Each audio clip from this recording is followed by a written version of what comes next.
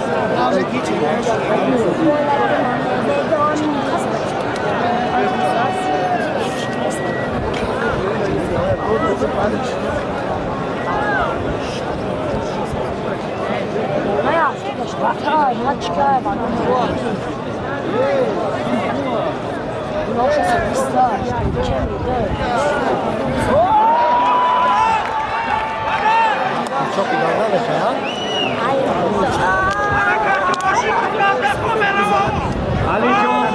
سفرعلی پاسپروری درومی ورزشی حرمی شاگیر بیشتر در شهر دوشنبه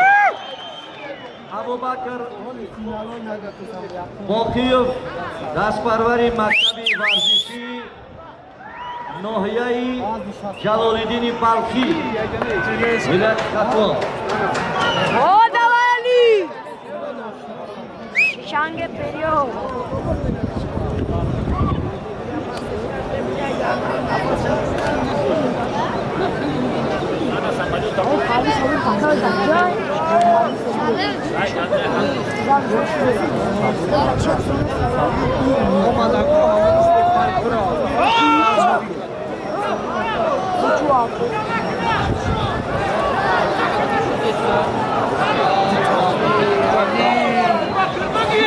علی باشین اختار هر دو پهلوان هم پهلوانان جوان امیدبخش جمهوری پاکستان نوای علی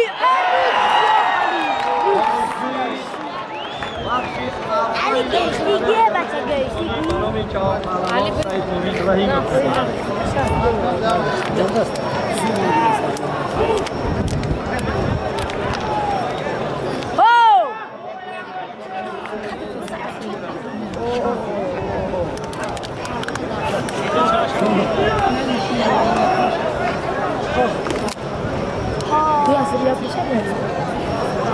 دا کردیم باید از اکل المعده اون دا ظلمت داری کنه یا سوله خبر زد دلت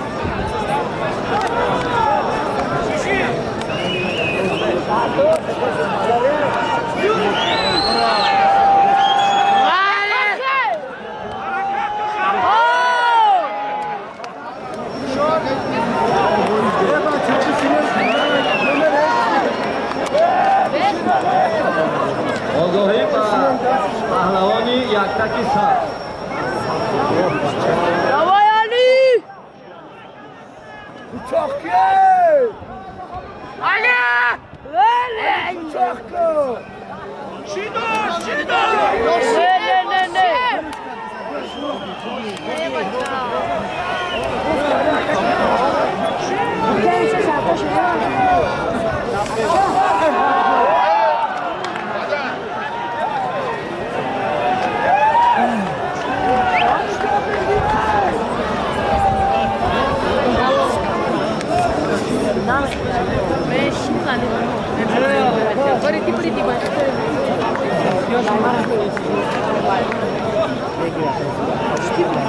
نه